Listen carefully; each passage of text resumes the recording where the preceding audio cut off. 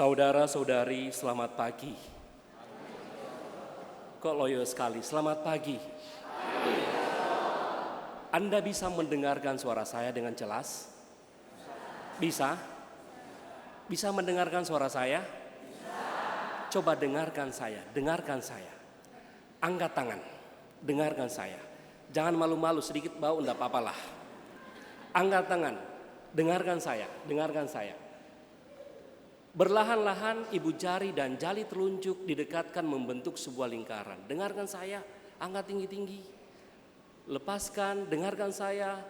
Bentuk sebuah lingkaran, ancungkan ke depan, dengarkan saya, dan tarik ke dagu. Nah, ini bukan dagu ini.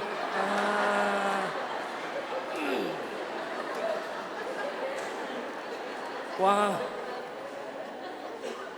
Perintah saya jelas. Saya tadi mengatakan, apakah Anda bisa mendengarkan saya? Dan Anda menjawab, iya, kami bisa mendengarkan. Lalu saya memerintahkan, dengarkan saya. Tapi apa yang Anda buat? Melihat saya. Jadi saya salah, Anda salah. Tapi perintah saya, dengarkan saya. Poin yang pertama yang saya mau katakan adalah, ternyata yang kelihatan itu lebih gampang dicontoh daripada yang terdengar.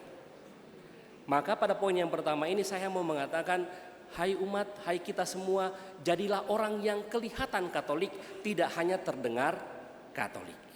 Paham ya? Kelihatan Katolik, jangan hanya terdengar Katolik. Pastor, ada orang meninggal di sana. Oh, siapa? Di sana. Oh, Katolik ya? Iya. Kapan dia apa? Kapan dia masuk gereja? Pastor, saat dibaptis, habis itu enggak pernah lagi. Ini hanya terdengar Katolik, tidak pernah kelihatan Katolik. Salah satu hal yang menarik untuk kita renungkan dari sabda Tuhan hari ini untuk menunjukkan bahwa kita harus kelihatan Katolik adalah juga bagaimana kita dalam kehidupan ini, jangan dalam kehidupan iman khususnya, jangan menjadi gagal paham. Kalau Anda mendengarkan bacaan Injil hari ini, para murid yang diajar Yesus padahal sudah sangat eksklusif, Yesus mengajak para muridnya tersendiri dan mengajar mereka. Ternyata pada saat mereka diajar pun mereka gagal paham. Apa yang dapat kita lihat dari bacaan Injil hari ini? Ketika Yesus mengatakan kepada mereka tentang penderitaannya, itu kedua kalinya Yesus dalam Injil hari ini menunjukkan para murid atau mewartakan penderitaan yang ia alami. Ternyata ketika Yesus mengatakan anak manusia akan diserahkan kepada orang, kemudian dibunuh, disesah, namun pada hari yang ketiga bangkit, ternyata para murid gagal paham. Apa yang terjadi? Dalam perjalanan itu mereka hanya bermenung dan kemudian bertanya satu sama lain, siapa yang terbesar di antara mereka? Mereka tidak sedih mendengarkan pernyataan Yesus. Mereka tidak menyimak dengan sangat baik. Justru mereka bertanya, siapa yang terbesar di antara mereka? Gagal paham. Apa yang diwartakan Yesus, apa yang dikatakan Yesus kepada mereka tidak dapat ditangkap secara sempurna karena mereka gagal paham. Nah, dalam situasi gagal paham itulah kemudian Yesus mempertanyakan atau mengajarkan hal yang lain. Untuk menjadi yang terbesar, hendaklah menjadi pelayan. Dan ini sangat relevan untuk kehidupan kita. Untuk menjadi yang terbesar harus menjadi pelayan.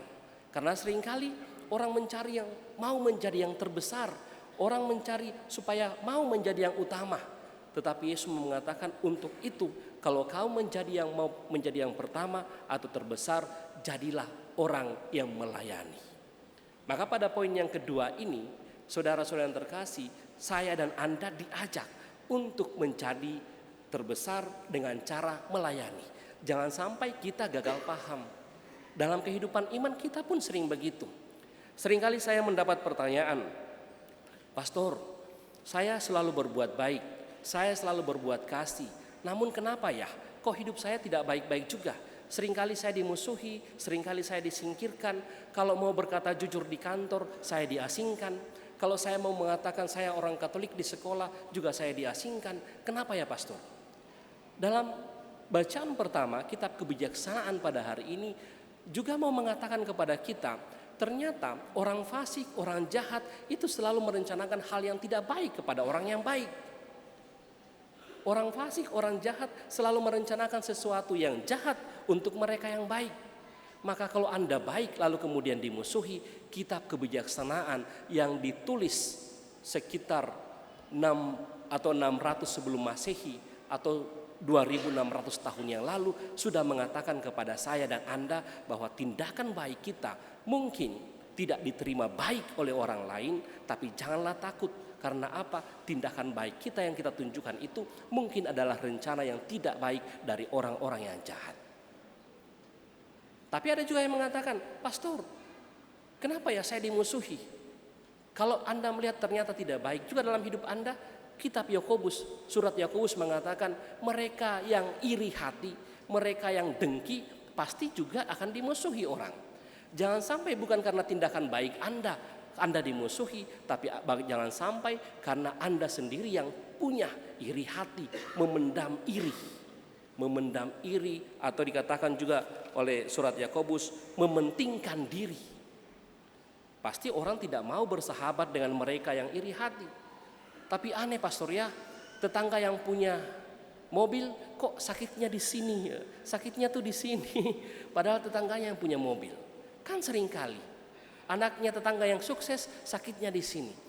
Yakobus sudah mengingatkan kita supaya kita jangan gagal paham juga dalam kehidupan iman kita bahwa iri dan mementingkan diri sendiri menjadi sumber yang seringkali membuat kita jauh dari Tuhan, seringkali membuat kita terpisah dari orang-orang yang di sekitar kita.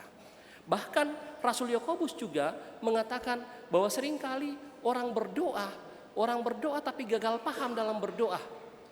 Dikatakan juga dalam bacaan kedua hari ini, kamu berdoa meminta kepada Tuhan tapi hanya memuaskan hawa nafsumu. Hanya memuaskan apa yang kamu inginkan, tapi gagal paham dalam berdoa. Saya juga sering mendapat pertanyaan, pastor, kenapa ya saya bernovena, berdoa, tapi kok tidak segera dijawab oleh Tuhan? Lalu saya tanya, bagaimana kamu berdoa? Apa permohonanmu? Saya mohon pastor, supaya saya mendapat rezeki banyak sekali. Oh iya, bagus itu. Tuhan berkatilah saya supaya dapat rezeki banyak. Oh iya, bagus itu. Lalu apa yang kamu buat? Aduh sulit pastor, karena saya bangun jam 12 siang. Ini gagal paham dalam berdoa. Tidak mungkin kamu dikasih rezeki kalau jam 12 siang kamu baru bangun. Tuhan berikan saya istri, tapi tidak dikabulkan pastor. Oh kenapa? Karena saya sudah punya istri satu. Ya tidak mungkin.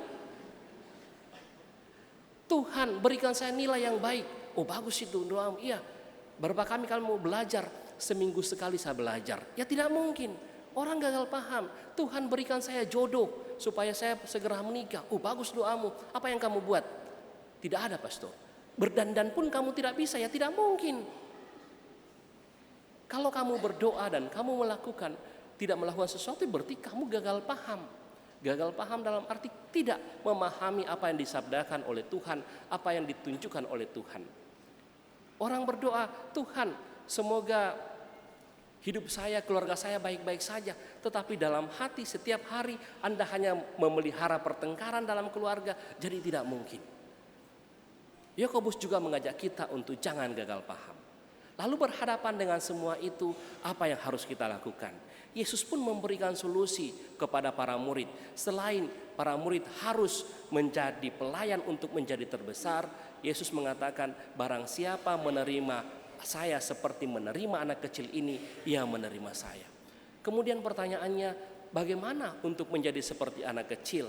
Apa maksudnya? Kenapa Yesus mengatakan untuk seperti anak kecil?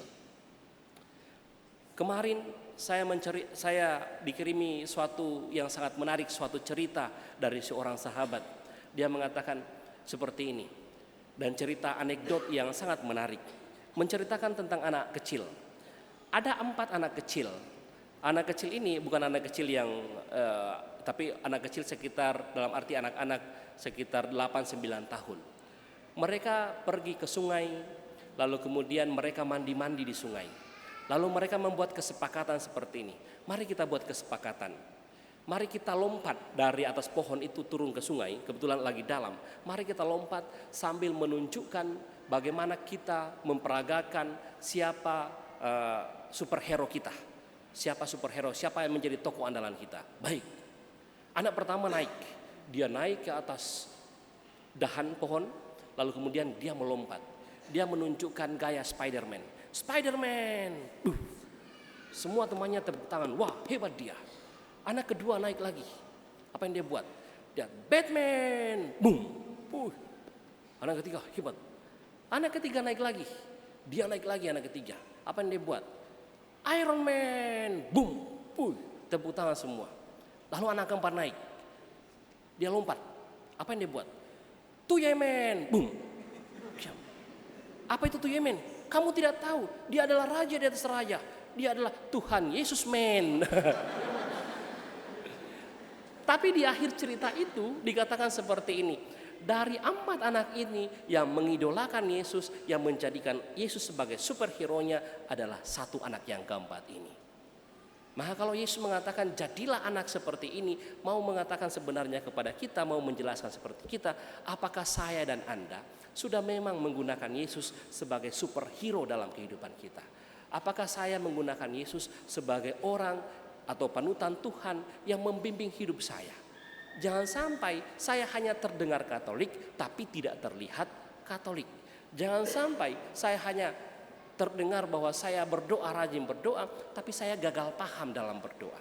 Saya gagal paham, saya hanya menunjukkan diri sebagai orang Katolik dalam arti menampilkan seperti bahwa saya adalah agama Katolik di KTP, tapi saya tidak mampu menunjukkan diri sebagai orang Katolik.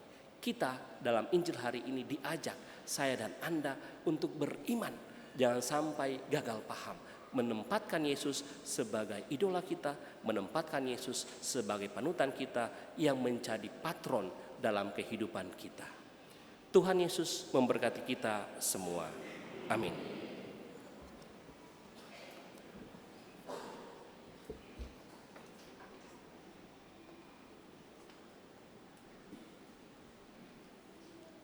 Mari kita berdiri.